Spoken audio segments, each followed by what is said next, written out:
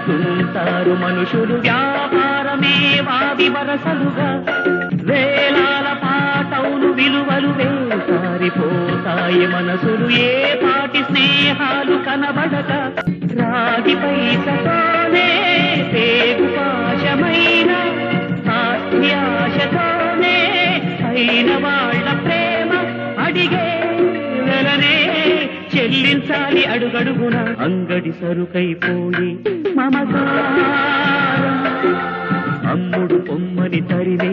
పరివారం తీరని దూరం ఈ వ్యవహారం తీయని నేరం